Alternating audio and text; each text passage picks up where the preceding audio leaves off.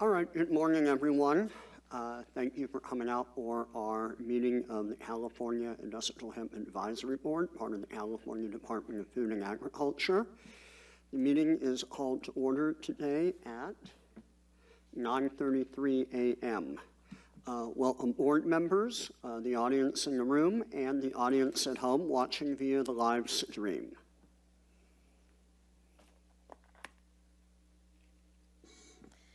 Meetings of the Industrial Hemp Advisory Board are open to the public and comply with the Bagley-Keene Open Meeting Act. This act allows for the public comment on all agenda items. Audience members may address the board following each agenda item. Please use the microphone at the podium when doing so. All speakers from the audience are limited to 3 minutes. Are there any members of the audience that require accommodation in order to participate in this meeting today? Okay. All right, we do request that all attendees sign in the sign-in sheet at the back of the room. While it's not mandatory for attendees to sign in to participate in a public meeting, it simply helps with the minutes and communications to interested parties. We will now do a roll call for me and the board members with a very brief self-introduction. I'm Lawrence Serpin. I am here for the Hemp Industries Association. I am a past board member and president of the National Hemp Industries Association and currently the president of the California Hemp Industries Association. Matt McLean with Buenaventura Coast and the World Cannabis Foundation.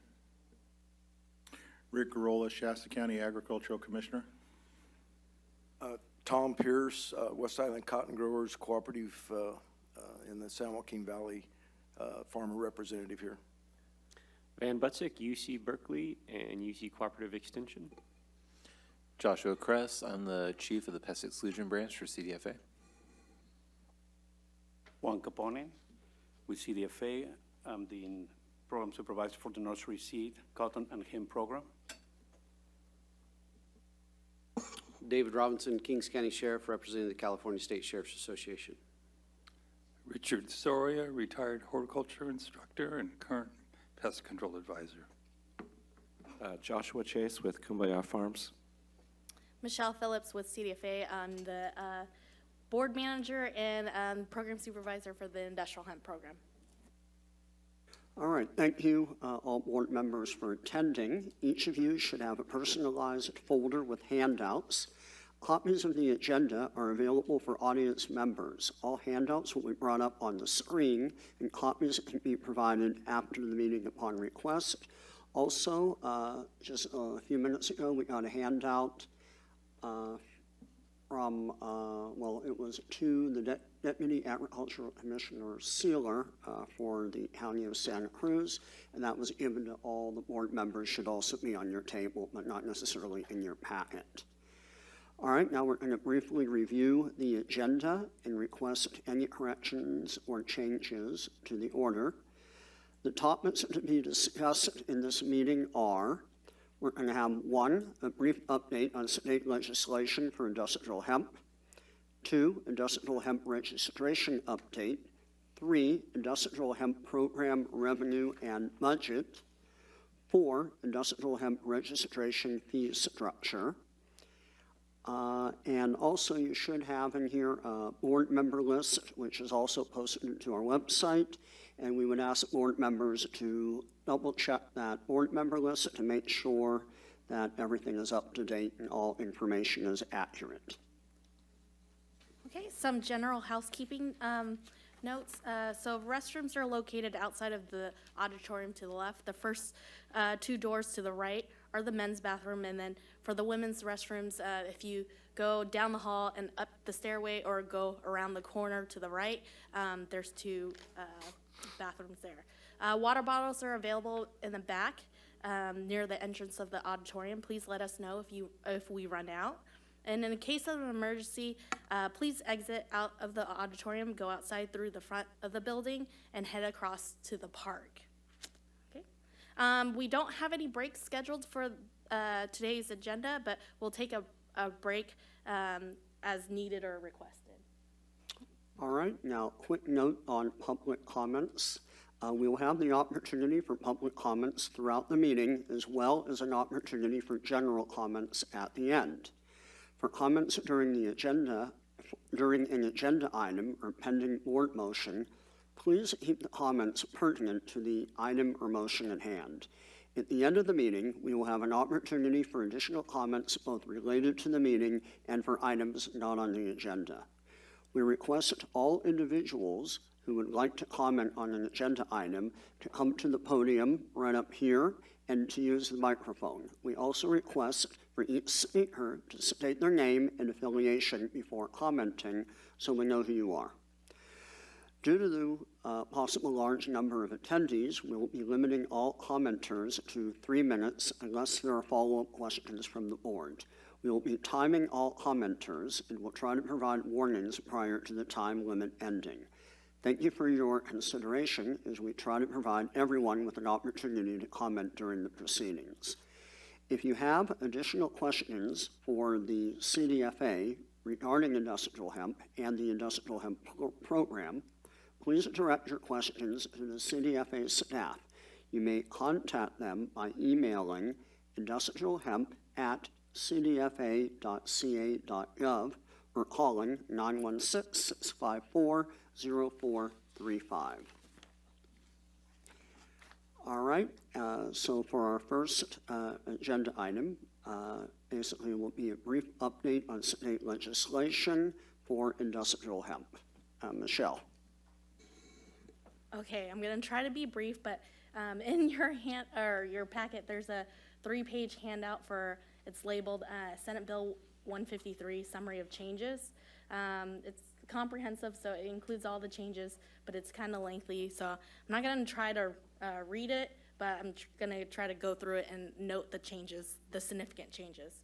So the first, at the top of the page, we have that SB 153 clarifies the intent of the bill is to not limit local authorities from opposing local ordinances and regulations not in conflict with general laws. That is stated in SB 153, but it's actually not in code. So SB 153 amends various definitions. It actually removes definitions, adds other definitions, and changes a few. So the most notable ones are for the definition of hemp. It basically has the same definition that was previously in the Health and Safety Code, but I'll just read the actual definition here. So it says industrial hemp or hemp is to mean an agricultural product, whether growing or not, that is limited to the types of cannabis sativa L and any part of that plant, including the seeds of that plant and all derivative extracts and resin extracted from any part of that plant, and the cannabinoids, isomers, acids, salts, and salts of isomers with the delta 9 THC concentration of no more than 0.3% on a dry weight basis. So the difference here is that it specifies that the THC is delta 9. SB 153 removes references to seeds and defines cultivar and hemp breeder to reflect the common use of clonal propagation. So you'll notice that that the term seed is actually dropped throughout the law. It defines premises to have the same meaning as Section 26001 AP of the Business and Professions Code. It defines established agricultural research institutions to mean as an institution of higher education as defined in federal law. And that is actually I have an asterisk on there because it does not actually take effect until we have a state approved plan in place. They added, it defines research plan as a strategy devised by the established agricultural research institution or an applicant established agricultural research institution that details the planned approach on to cultivate industrial hemp for academic or agricultural research. Again, that definition won't change until we have a state approved plan. SB 153 amends the Industrial Hemp Advisory Board membership to increase the membership from 11 to 13. So it will increase the grower representation from 3 to 5 members. It will remove the representation from the processor or manufacturer of hemp products. And then it will increase the representation from businesses that sell hemp products from 1 member to 2. Yes. Just a question, as far as getting everybody together, does that mean we need to have, does the number of people we need to have a meeting then increase as well? Yes. For a quorum, yes, it would increase. So the quorum would be based off of the members who have been appointed. So at this time, or effective January 1st, if we have not yet put new members on the board, if no additional people have been appointed, then no. It's just based off of the number of people appointed. So there will be a phase-in for that. But yeah, Michelle's correct. Once we hit 13 members, then the number for a quorum will increase to 7 from 6. Thanks. Thank you, Josh. So moving along, SB 153 amends registration requirements for growers, hemp breeders, and established agricultural research institutions. For growers, it's going to remove the language that states that it's registration is required for a grower for commercial purposes. So that's to expand the purposes for which hemp can be cultivated. SB 153 will require established agricultural research institutions to register and provide information regarding contact, land areas, varieties used, a testing plan, measures to destroy the plants above the THC limit, measures to prevent the unlawful use of the hemp plants, and a procedure to maintain records. Registration for established agricultural research institutions will be valid for 1 year. Again, there's an asterisk there because it won't take an effect until we have a state-approved plan by USDA. SB 153 it clarifies language that it requires that the county ag commissioners is to determine that all requirements for registration are met and that the applicant is eligible to participate in the hemp program before issuing the registration. So as far as the eligibility, SB 153 includes three categories of where someone would be ineligible. So the first one would be anyone who's convicted of a felony relating to a controlled substance under state and federal law before or on or after January 1st, 2020 shall be ineligible for 10 years. A person who materially falsifies any information on their application will be ineligible to participate in the hemp program. Anyone who's committed 3 negligent violations in the 5-year period shall be ineligible to participate for 5 years, beginning on the date of the 3rd violation. That all that language is kind of pulled from the 2018 Farm Bill to mirror that Farm Bill. SB 153 will require that the county ag commissioners determine that all requirements are met for approving any amendments to registered land areas or approved seed cultivars or seed development plans or research plans. So SB 153 specified that a variety development plan for the registration of breeders, hemp breeders, it must include the name of the seed certifying agency if the cultivar is to be certified, varieties of hemp that's to be used, and how those varieties will be used in the development of a new cultivar. Plan for testing all the plants grown and destroying any plants that any plants found to have THC concentrations more than 0.3%.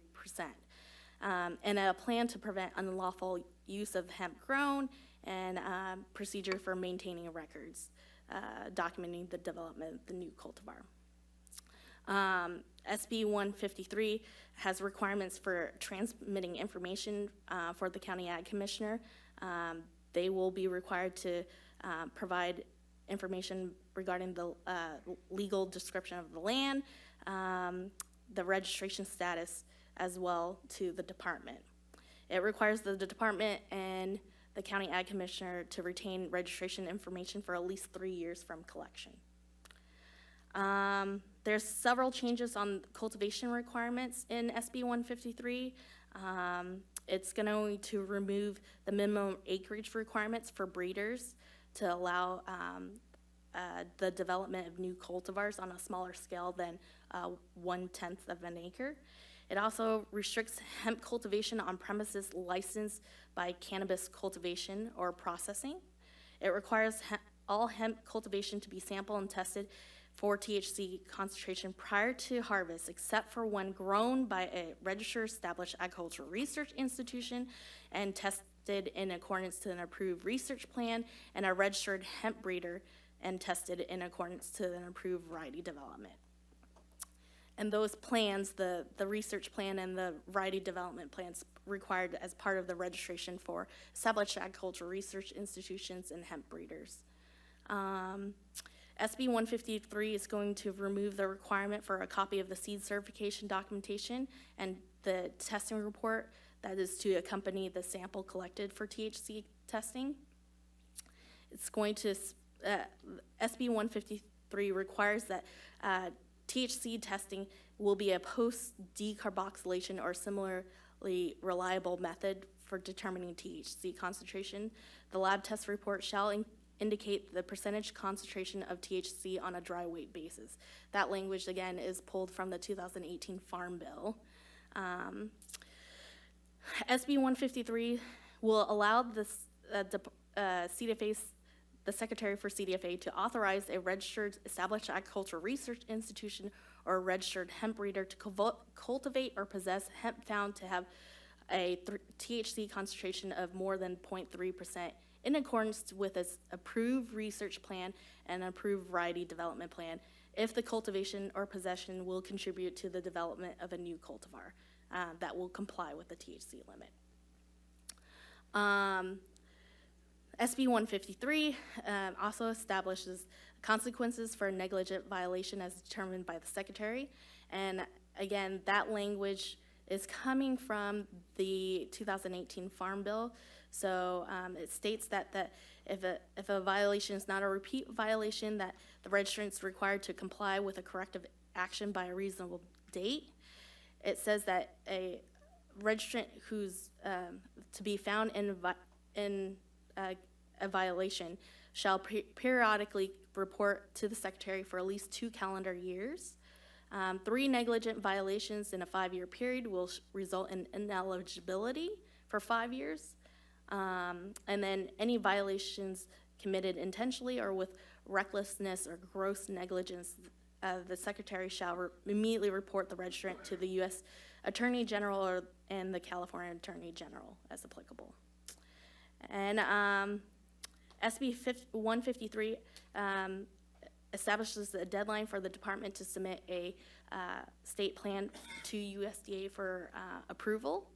And then it also removes FAC section 81006E, which is a remnant of previous legislation, is no longer relevant. Again, I just want to note that these changes, unless there was an asterisk, they are all going to take effect on January 1st of 2020. So.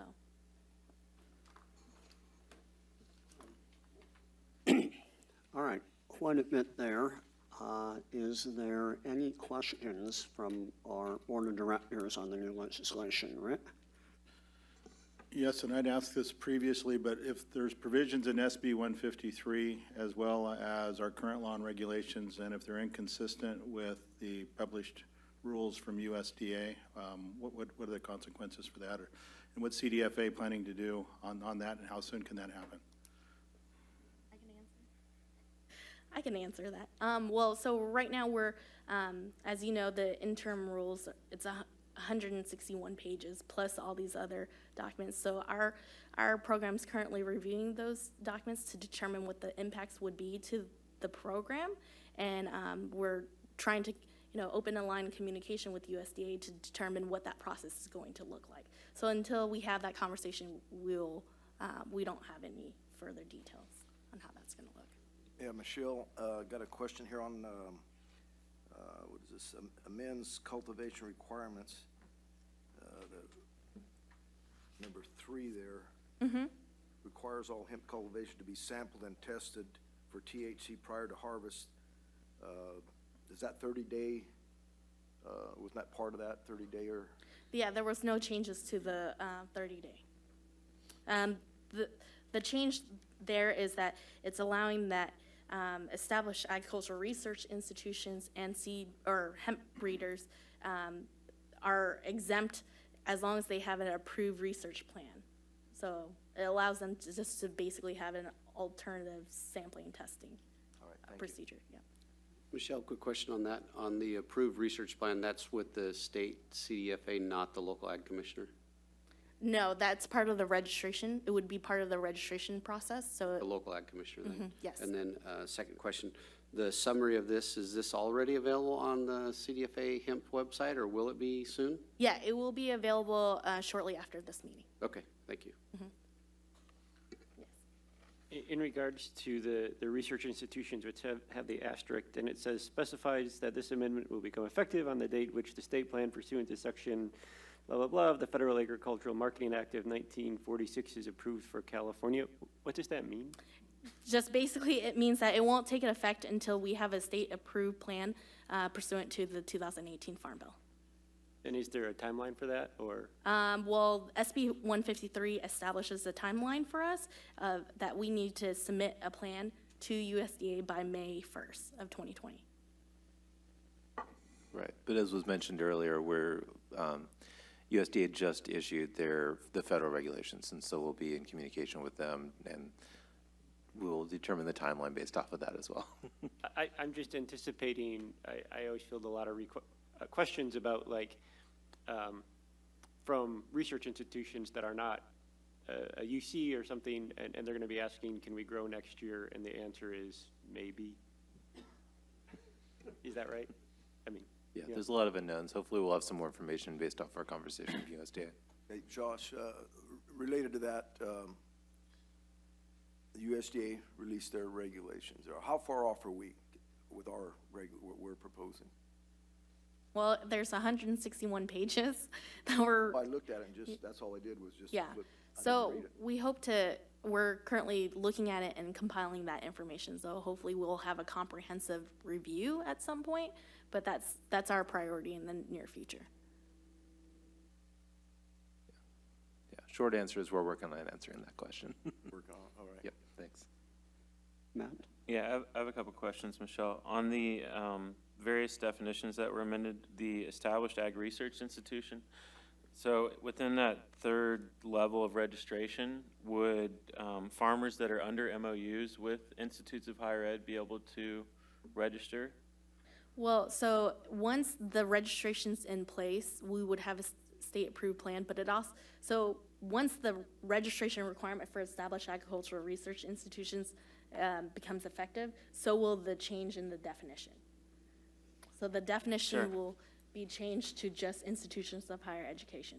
Would that allow, like, farmers that are under memorandums of understanding with the university to register? Because case in point, like, like Santa Barbara County, you can't cultivate under commercial registration. You can only do it under an MOU with the Institute of Higher Ed. So, like, who at that point would fill out the registration? Like the professor with the university, or the farmer, like, who's registered the site? Yeah, we'll have to look into that a little bit Okay. further and get back to you. And then the other question I had was within the amending the cultivation requirements, it says the secretary of the CDFA can allow or authorize a registered EARI or hemp breeder to cultivate or possess, yada, yada. Would that be on a case-by-case basis, or like, how would that process take place? Yeah, I mean, I don't think we have we haven't totally figured out that process yet. We would hope to ideally you would address that as part of your approved research plan. Okay. But that's something we'll have to discuss further, especially with the county ag commissioners that are going to have to actually be implementing it. Sure. And what that would look like with them. Okay, thanks. All right, any other comments from the board?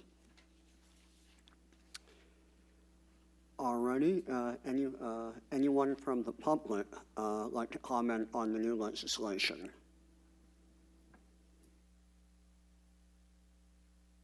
Please state your name and then go ahead.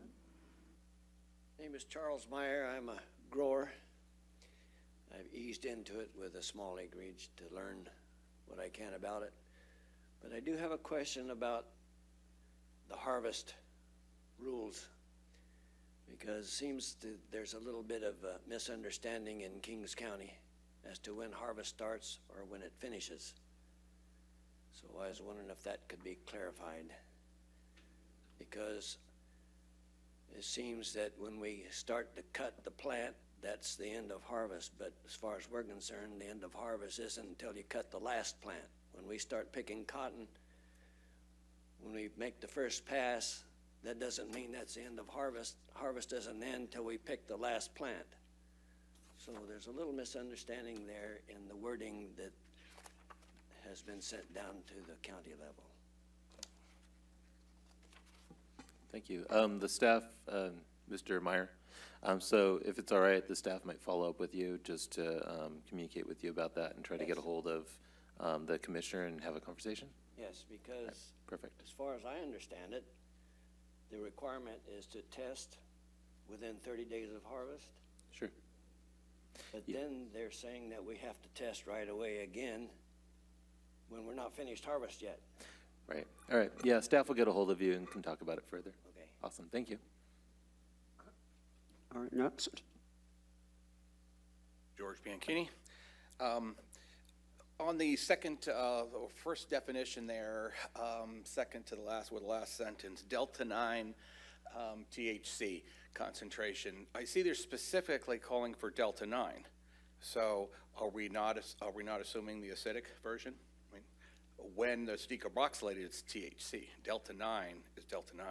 Well, the definition includes Delta 9, but however, if you look on page, where is it?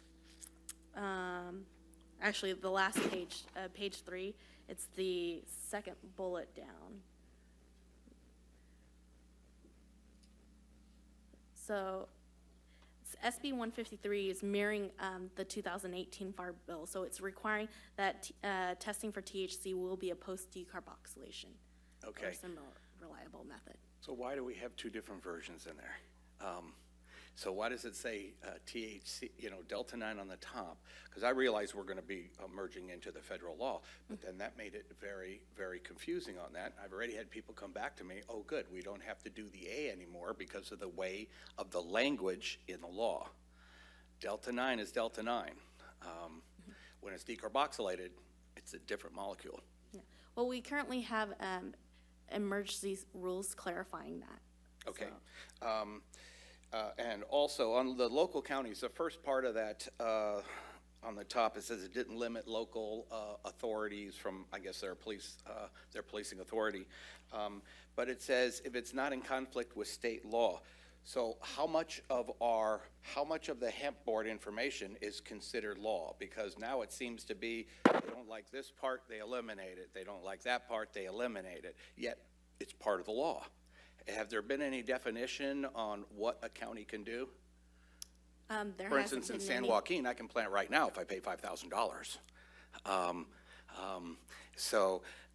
And then I can only have 1 acre of research for every whole farm that has registration.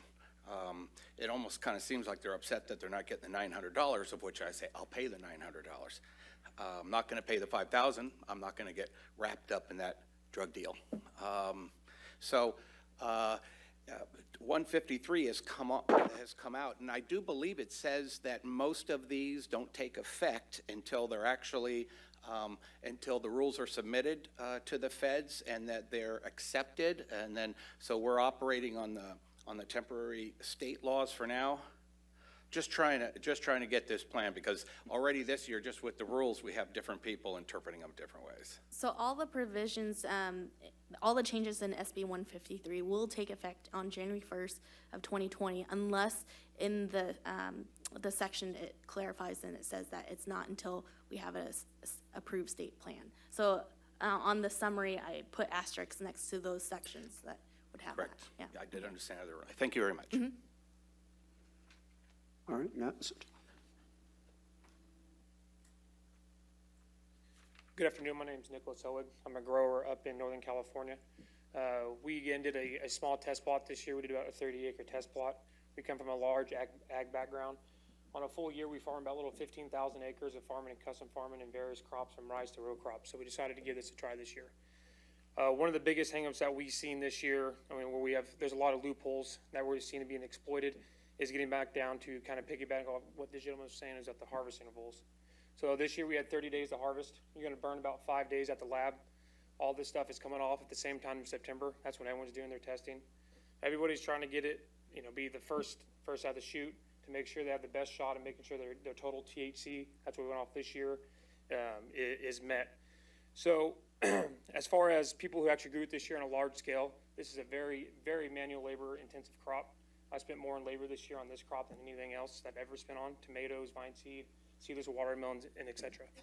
So a clearer definition, I saw the new USDA ruling come out. They're limiting us to 15 days. So we're going to burn, just say 5 days up at the lab, and that's not due to the lab's fault. They're receiving samples for everybody else. So we have 10 days to harvest this crop. I'm not sure of the crop in California that we're limited to 10 days to harvest, but is a very unfeasible act at a large scale acreage. So unless we're being limited to growing 5 acres or 10 acres, growing this crop at a larger scale is going to be extremely difficult to scale right as of now. Looking at the federal ruling and kind of what we're going into, looking at these cultivars for CBD production, if the state were moving to decarb samples and under Delta 9, one of the main streams, and correct me if I'm wrong here, as far as cannabis producers of seeds, Crawford's Oregon CBD out of Oregon, they're actually not selling any CBD seeds next year. They're all rotating over to CBG because they have no cultivars that are actually going to allow us to produce high CBD and meet the federal regulations on THC requirement. So what's essentially going to do is pigeonhole us. We're going to have to grow larger acreage to meet our CBD requirements. But if we're still only given 10 days to harvest, we're not going to get much out of it. And we're going to have to start rotating rather away from this crop or looking at, growing for fiber essentially. So biggest thing to kind of piggyback off the harvest interval is, are we going to be mandated to go to the federal requirement as 15 days?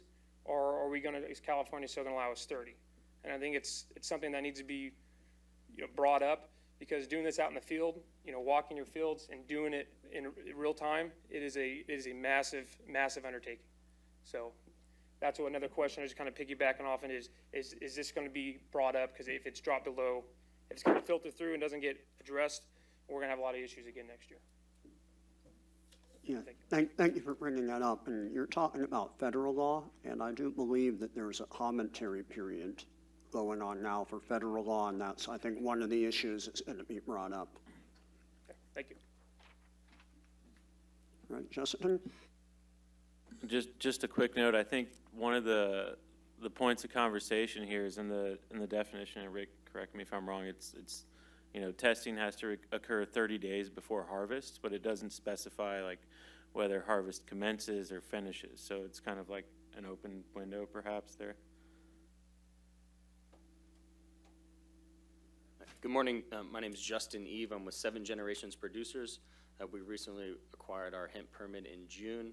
We also had it certified organic by the USDA this year as well.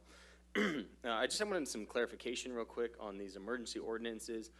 Is the board allowed to make recommendations or changes to the current operations and procedures under emergency ordinance, or is that something we can't even make any manipulations to the current regulation under emergency ordinances? Do you want? Sure. Yeah, so currently we've got the emergency regulations that were posted. Recently, CDFA proposed a amended version of the regulations through regular rulemaking. That's currently open for public comment. So we would not be discussing it in a venue like this, but if you'd like to submit comments, you're more than welcome to. And then we're also currently analyzing, as has already been discussed, the federal regulations and whether or not further adjustments need to be made. But that's currently part of the formal rulemaking process, and there's instructions on that posting on how to submit comments. So during the emergency ordinance period, we can submit comments. Can the CDFA actually make changes to the current ordinances? So under the emergency? Right, so any comments that CDFA receives regarding the regulations have to be taken into consideration and have to be responded to. And so that's all part of the formal rulemaking process. Understand. And for instance, to piggyback on what George said about the inclusion of stock, which is written into the law but has been discluded from the actual regulation, where are we at with that? You would have to check the regulations, and then if you have questions based off of what's there, let us know. We can talk to you offline and try to help guide you if you need to submit additional comments. Okay, but the role of the board is to implement the current law and then implement the actual ordinances to follow the law, correct? The board's job is to advise CDFA on how we implement the law. Okay, perfect. Thank you, I appreciate it.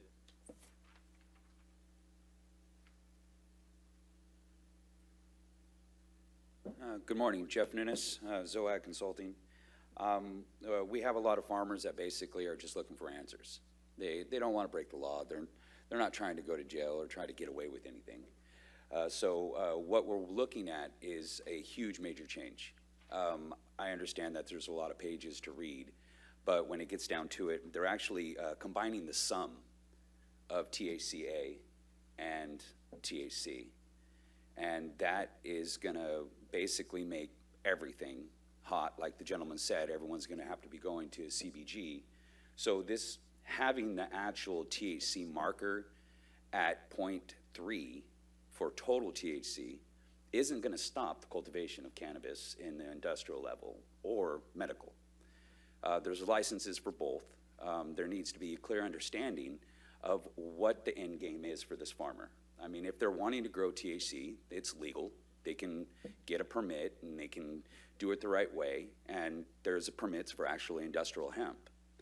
So for us to really kind of look at this in a manner that this is not going to stop anything, that we really need to help our farmers make the actual crop they're wanting to cultivate.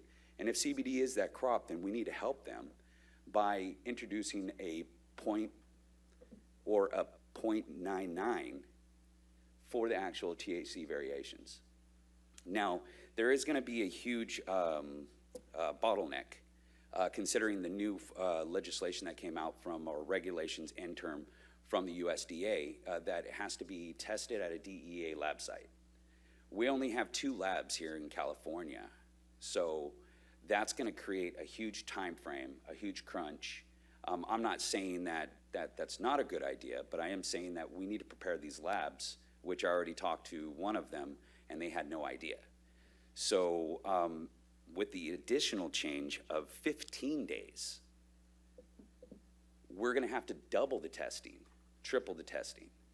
So we're going to have a little bit more help from your guys' end, because we're going to say all we can to the USDA, that's for sure, but actually having boards that are advisories to the state agree with the farmers that they're representing, that would be a little bit more louder voice in DC than just us calling William at the USDA, who's about to get bombarded by thousands of questions, and we need to understand that we're just here to help Americans be healthy.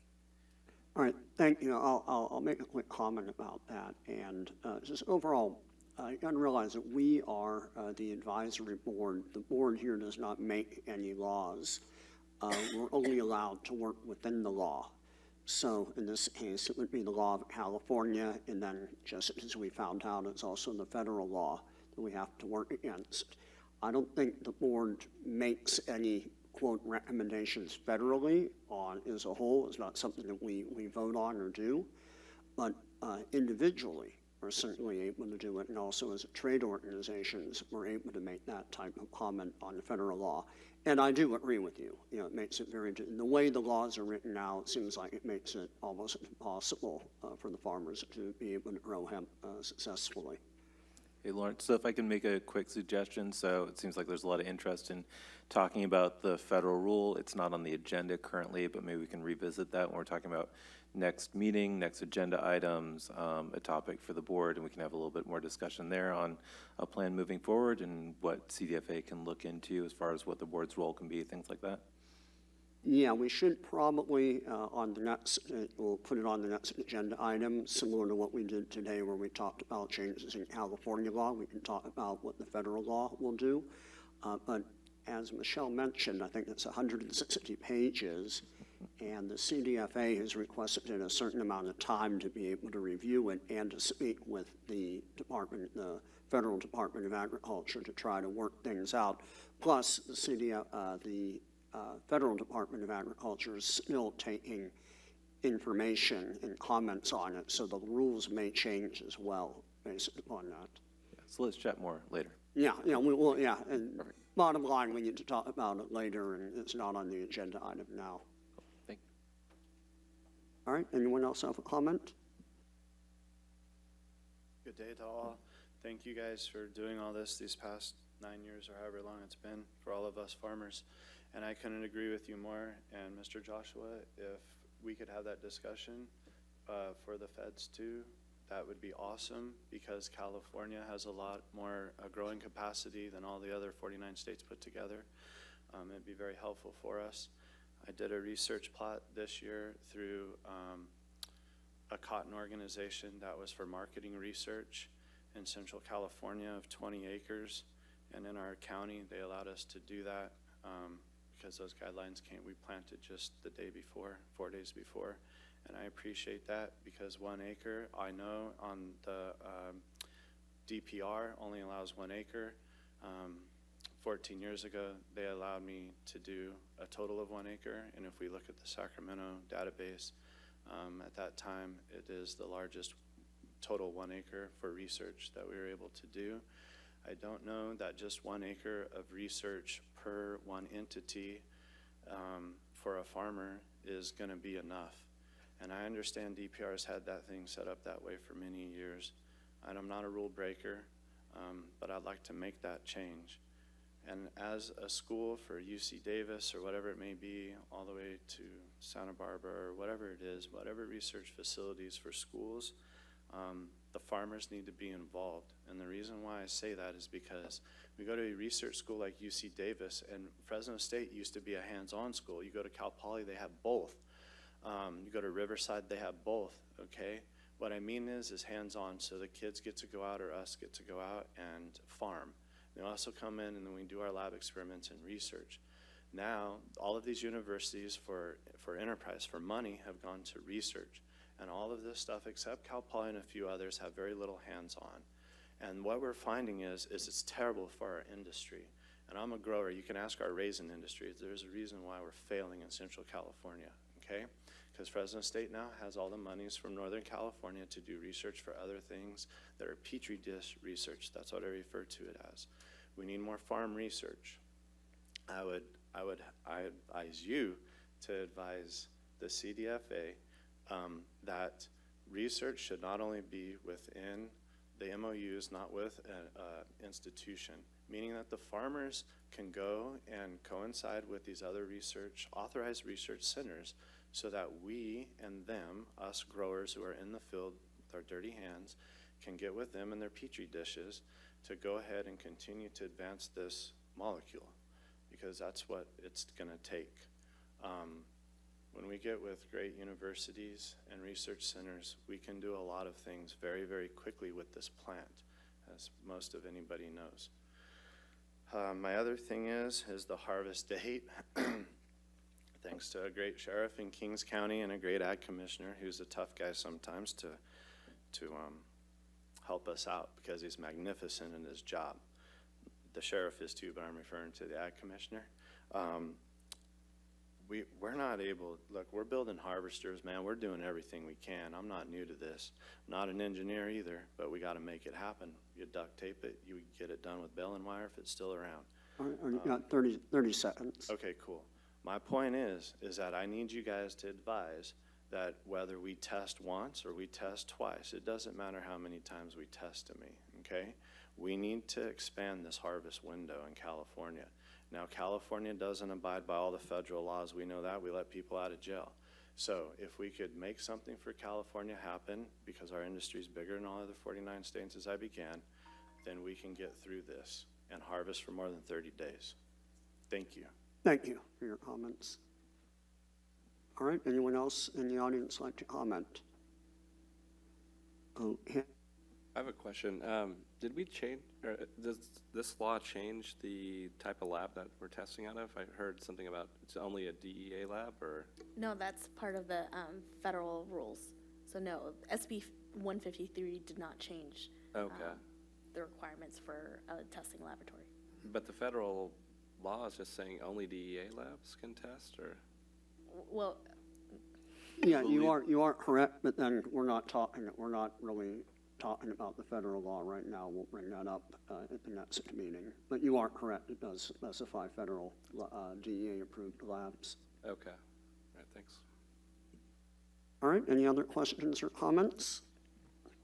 Okay, let's go to the next item agenda, the industrial hemp, let me check the time. All right, yeah, industrial hemp registration update. Michelle? thanks, Lawrence. So at the last meeting, board meeting on August 28th, we provided the board with a registration summary similar to the one that's currently up on the screen. So we just updated the numbers to reflect as of November 1st. To note, we currently have 550 registrants, and then we also have 1,164 registered sites with a total of 35,320 registered acres. As a reminder, please note that this list may not be comprehensive or up to date. We are compiling this information based on what we're receiving from the counties, and there may be some delay in transmitting that information. The other thing is we don't have information regarding planting acreages. We just have registration, what's registered so far. So, any questions from the board?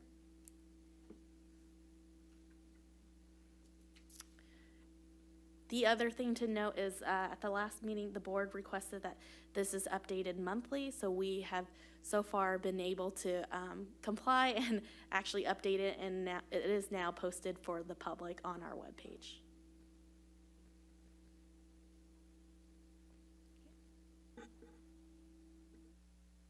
All right, anyone on the board have any questions about the registration update? Nope. All right, does anyone in the audience have any questions or comments about the registrations? Nope. Okay, let's go to the next agenda item. And that would, oh, you do? Sorry. Sorry, I can't remember when we worked on these regulations, if our people are required to report their harvested acres as well at the end of the season? I don't remember. Hang on one second. I mean, I'm just curious. We don't need to look into it now. That would be really interesting to know how many acres were harvested. And so if we could get that data, that's great. We don't need to really discuss it beyond that. Sorry, I will answer your question during a break period. I don't know why I can't remember or recall right now. All right, any other questions from the board members about the registration update?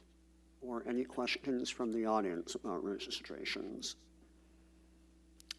Okay, what time do we have here? All right, let's go on to the next agenda item. That's the Industrial Hemp Program Revenue and Budget. Okay, so Shadi, can you make it into a PowerPoint, please? Thank you. So I'm going to start off and present on the revenue and budget, and then we'll follow into the next agenda item, which is the registration fee proposal. They kind of all go together, so let's see if this works. Yes. Okay, so as far as the revenue update, this is what we have so far. So in fiscal year 18-19, we've collected $238,500. In 2019, fiscal year 19-20, we've collected $271,800. So with a grand total of $510,300 so far. A few things to note. On the registration summary, obviously we said that we had 550 registrants. If you take this grand total divided by 900, which is our registration fee so far, it doesn't add up, and there's a few reasons why. Again, one, we're the fees are collected by the county ag commissioner, and they're forwarded to CDFA for processing. So there's a delay in when we actually get the registration paperwork versus when we get the fee collection. So that's part of the reason why we have a discrepancy there, but we are getting fees collected by the county commissioner and transmitted to us so we can process. So that's what we have so far. Any questions on the revenue? Hey, Michelle, just one quick note. So for those who aren't familiar with our fiscal year and how those things work, so the fiscal year break is July 1st. And for right now, for this program, staff are simply putting it into whatever fiscal year the monies are received. We're not trying to track it by any particular season or anything like that. So anything that was received in financial services on June 30th or before is in fiscal year 2018-19, and then everything from July 1st and on would be in 2019-20. So that's why there's the break there. It just is a signifier of what date we received a check at CDFA headquarters. Thanks, Josh. No questions? No? All right, I'll just make a quick comment related to what Josh said. That means we actually got more money after the growing season or after the normal growing season than prior to that. Yeah, so we started registration on April 30th. So this is money that we've collected since then. Yeah, and Michelle can correct me if I'm wrong. I mean, we still receive applications and payments every day. Yep, absolutely. Okay, well, You have more to go. I was going to move on it, but if you have a comment, you can make a comment. Right now, on revenue and budget, you're just talking about the revenue, right? Mhm. What about the expenses? Is that- Yeah, Okay, it's part of number 4. Yep. Okay. So moving along. So this ties into the money that we've collected. I wanted to kind of give an overview of what kind of registration activities have taken place since April 30th and what we project for the rest of the fiscal year.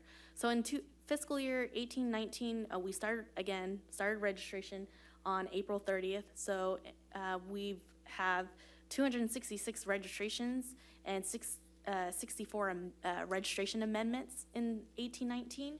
And 19-20, since we're still going through that fiscal year and it's not completed, as of November 1st, 2019, we have 284 registrations with a minimum of 147 amendments. We project for the rest of for the whole year, the whole fiscal year, to have about 600 registrations, 250 renewals, and 425 registration amendments. Now, I do want to note and explain what these registration amendment means, and it will play into our conversations later when we talk about the registration fee. So the amendments are, they are situations where a grower's registered to, grow on a particular cultivation site with using a particular cultivar, and then they change their mind, whether they want to add or remove or change the cultivars. Those are basically submitted as a request to the county ag commissioner on an amended registration application, and that they are to review and approve of those amendments to those registrations. So it's significant to note that that is a current workload for the counties. And when I read the numbers, I said that this is at minimum. Currently, right now, we have a very simple database that isn't collecting these numbers in details as we would like. So this is the times that we can identify that someone has changed their cultivation site, but it doesn't necessarily take into account anyone who's changing their cultivars or how many cultivars they're changing out or adding, removing, whatnot. So in these registration amendments, there's a lot of details that would play into the county's workload. All right, I'll make a little comment on that. And when somebody does amend the registration, I don't think, at the current time, they don't have to pay another fee, correct? No, they do not. All right, and also at the same time, it's doubling or more of the workload of the counties if somebody does make an amendment, and also the workload of the state. Yes, potentially.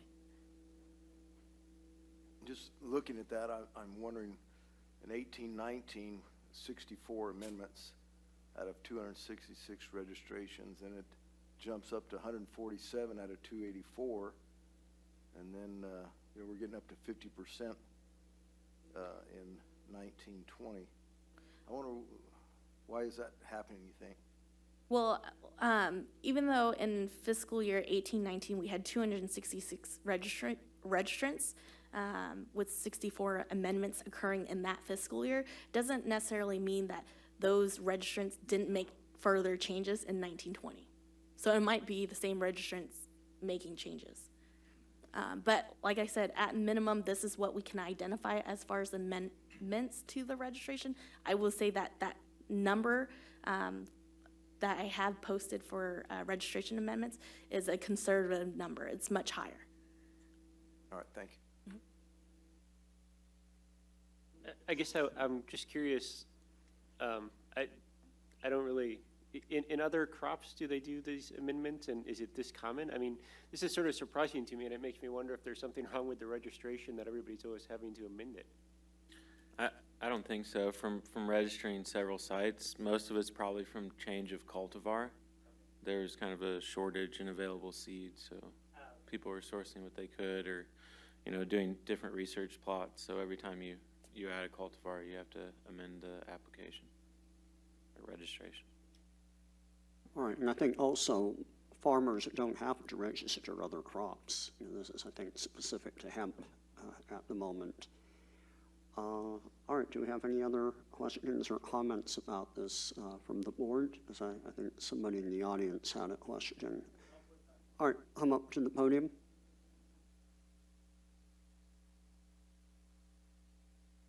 One of the things to answer, Matt, still is... Can you identify yourself? Oh, sorry, I'm Guy with West Coast Ag Advantage. One of the things that Matt mentioned to answer your question is we had a 20-acre plot, right? But we only had enough, or we only planted 17.3 acres. So then the ag commissioner came out and verified, they go, oh, how come there's 17 rows not planted on the east side? Well, I didn't have enough plants to actually put in there from the greenhouse on spacing when we went through. So then I had to redo that application, and that's what caused maybe a lot of that, actually. So those little things.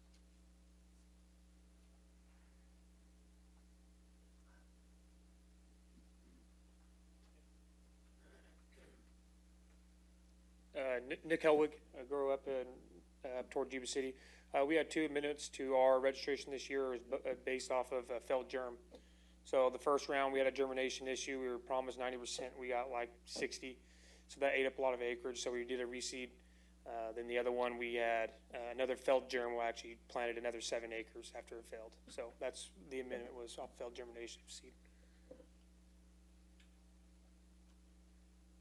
All right, any other comments from the board or any other comments from the audience? And Michelle, you have more? Yes. Okay, next slide. So to start off, I wanted to do a quick overview of the budget for previous years, so past years.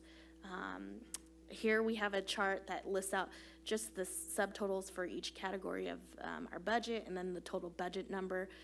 If you look on the top header, it says PPPY. That's stands for past year.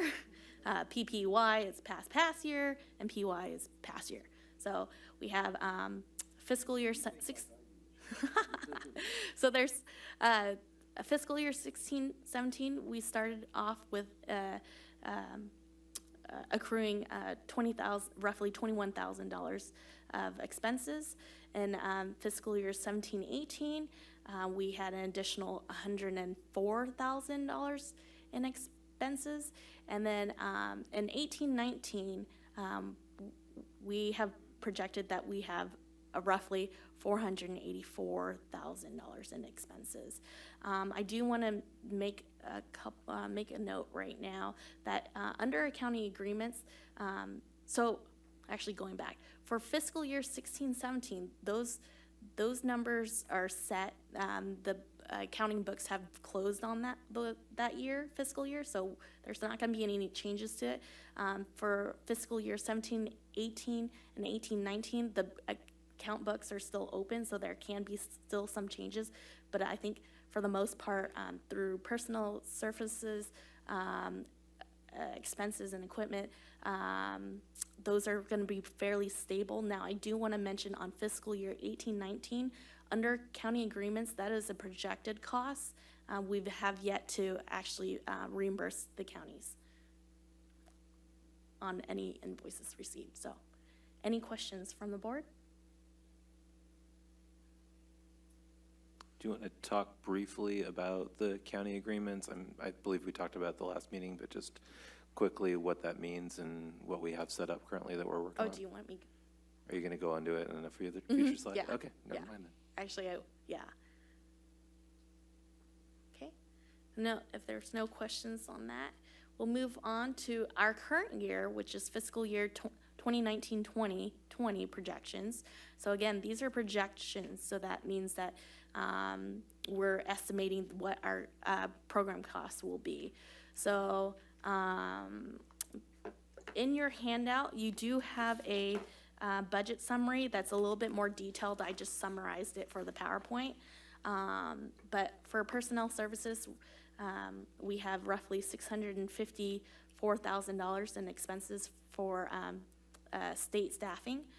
Total operating expenses and equipment, it's at roughly $178,000. And if you look on your budget summary, there's a whole slew of line items, and it goes into a more detailed breakdown of what are the operating expenses and equipments. For accounting agreements, we are projecting $2 million for those agreements.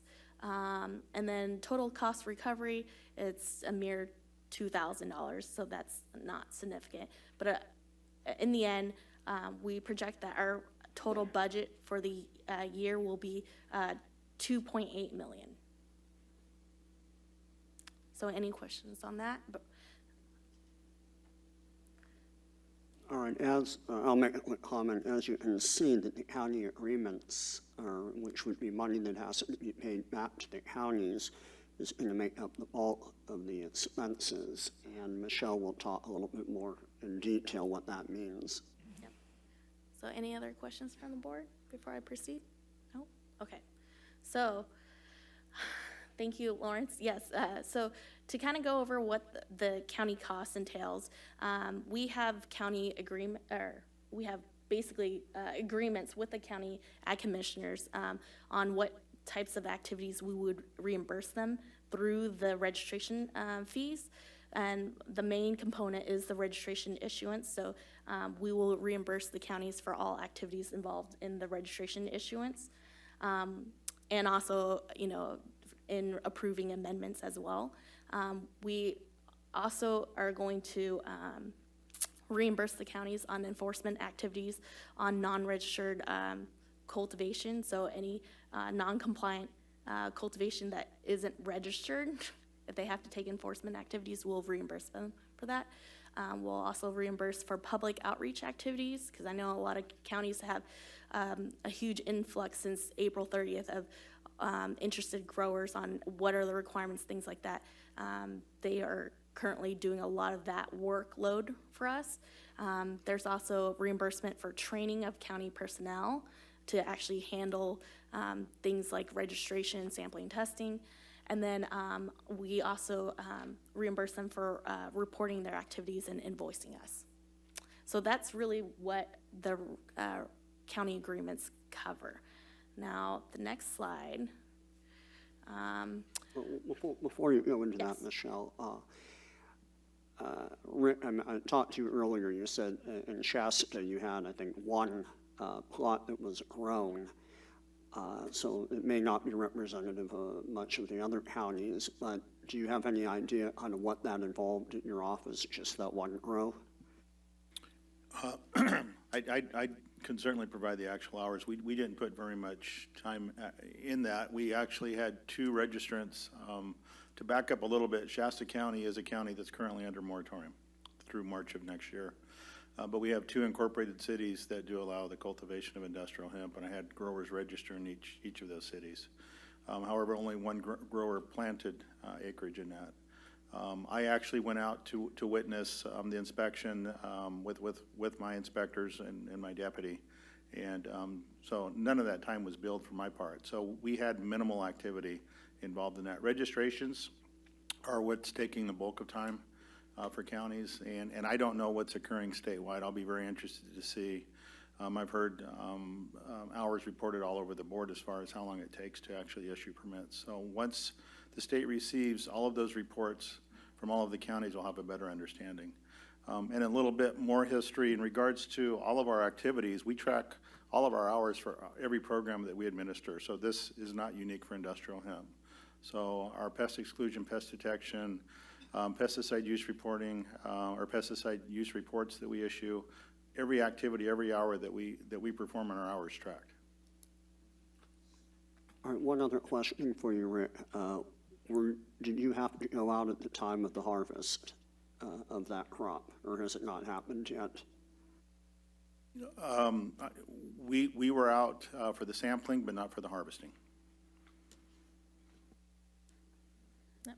And just to note, with the county agreements, we are not reimbursing the counties on any activities related to sampling and testing of registered sites and cultivations. Yeah.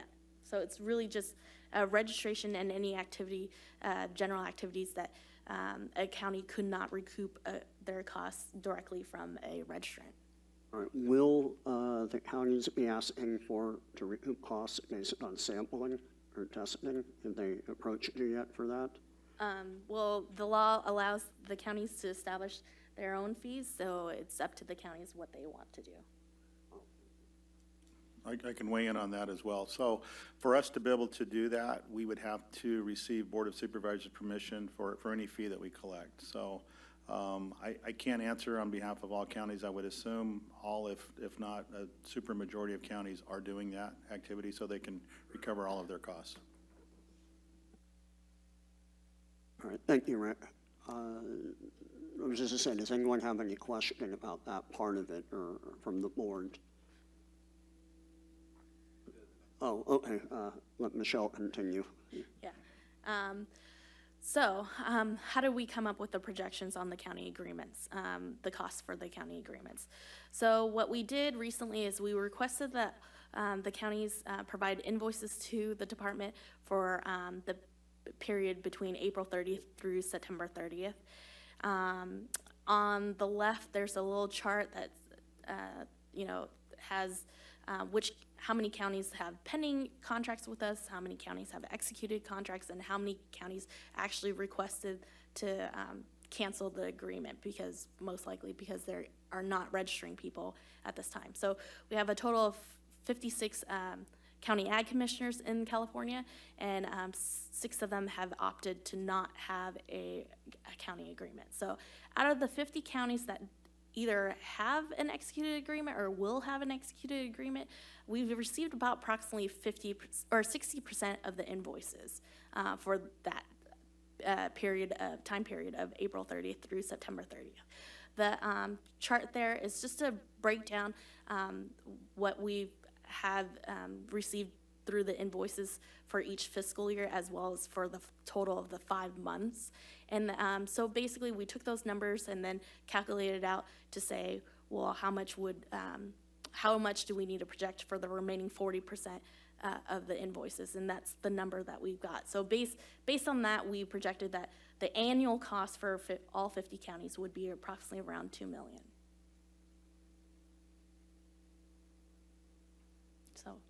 So, Michelle, the invoices you received, were they uniform? In other words, for testing our hours for going out on a job? So part of the county agreements is that we provided templates to the county ag commissioner to invoice us on. So they have, not only do they report their hours for the month, but they also have a template for the invoices themselves.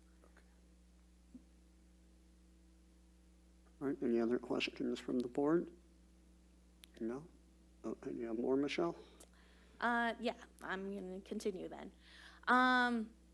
So our current fund condition, this chart right here will basically, it's based on our projections, but it'll show where the program's going to end up in 2021 and 21, 22.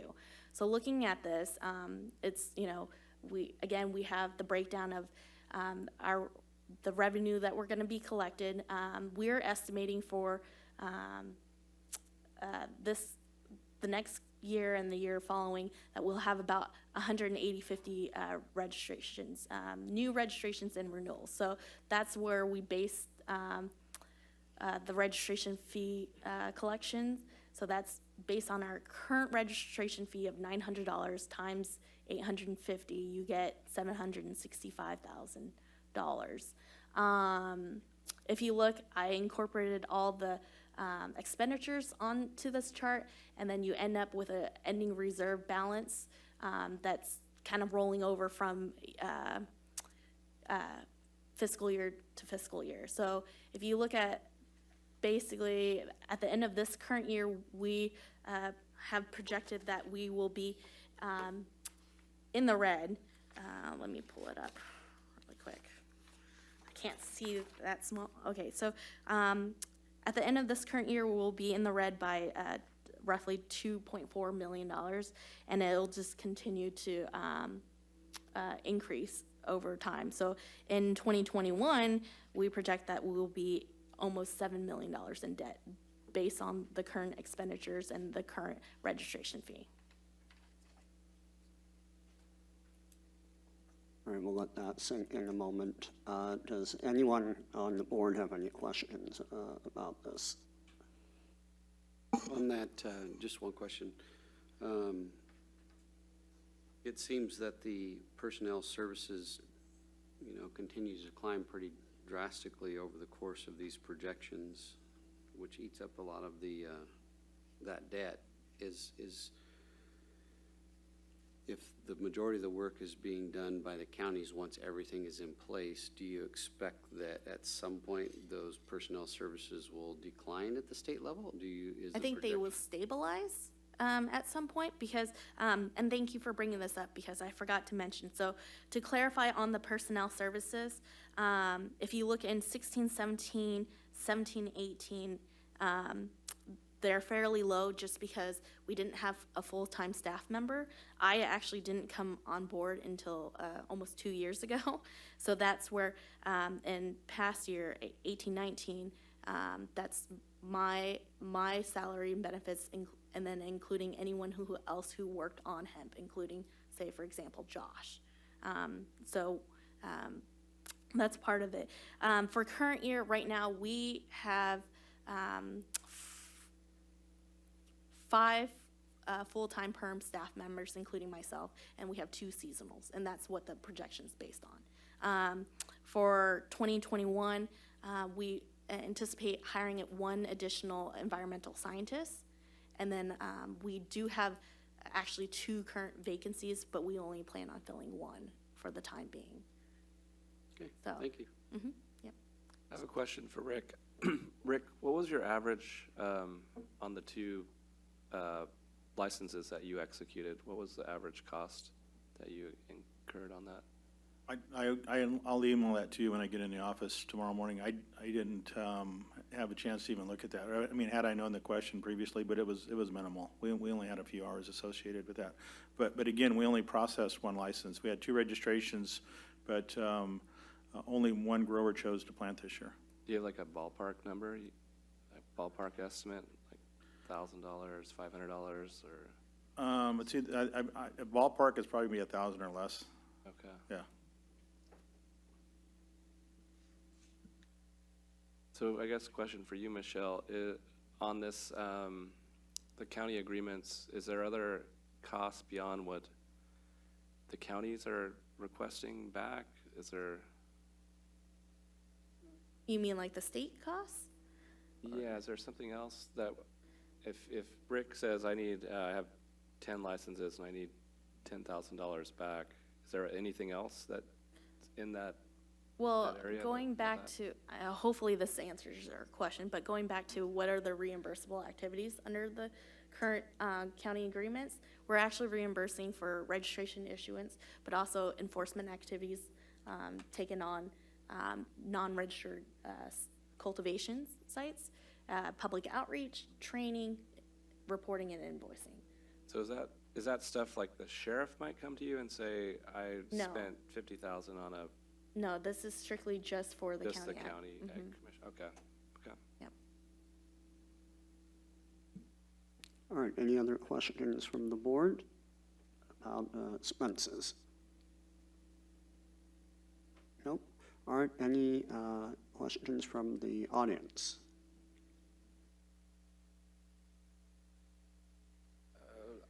Jeff Nunes, Zoag Consulting, Visalia, California.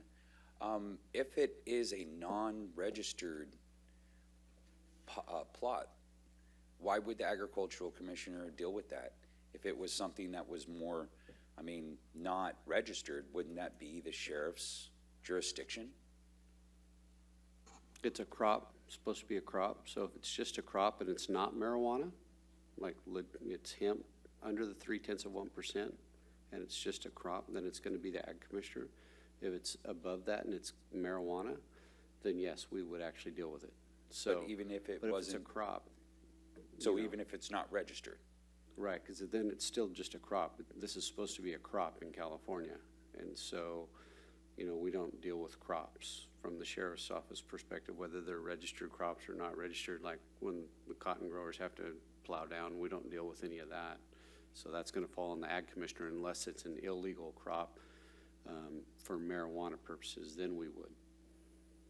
And I'll speak just a little on that. I personally in our county, we're a very small sample size, but I would envision this being us being contacted by DEA, sheriff, Highway Patrol, some enforcement agency with regards to any records we would have. Is this truly a legal crop?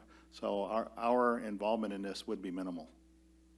Well, yeah, I'm just kind of the expenditure on this and the safety. If these farmers are not registered, right there's rule regulations already broken. And it would deter a lot of other people that would want to plant a crop without getting registered, that if you don't get registered, sheriff's coming out.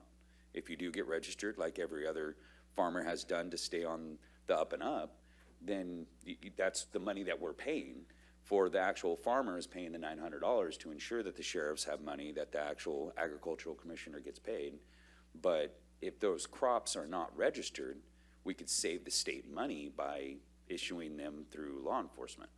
Odds are really good that if we show up and it's a not registered crop, we're going to test it for THC, the flowering tops alone, because it's not hemp, and somebody's going to go to jail. So I would just advise everybody to probably register their crops. Amen. Because when you go down that path of not registering, then we don't have to treat it as a hemp crop. So if law enforcement does show up, we will only test the flowering tops, because then we're not having to meet the state regulations on testing procedures for hemp if you haven't registered your crop. So odds are really good, really, really, really good that if we show up, we're testing only flowering tops. So I would advise everyone to work through the ag commissioner and make sure they register their crops, because if you don't and it's a non-registered, we're not going to care about the reimbursement. We're going to care about taking somebody to jail for growing marijuana illegally. Thank you. All right, next. I just wanted to follow up on the previous speaker's comments. Can you state your name? Sure, Davina Smith. I'm a deputy county counsel from Solano County. I think there is a concern that for those hemp crops that are not registered, I know, and I have talked to my ag commissioner about this, that doesn't seem to be anything in the food and ag code that would allow the ag commissioner to go and pull a crop. If there is a code section that allows that, that would be great. I think there's a general food and ag code that says if you don't comply with the food and ag code, it's a misdemeanor. But beyond, actually giving the ag commissioner authority to pull crops and then put in a claim for reimbursement, that would be good to know what that is, because I'm not aware of any such code. Thank you.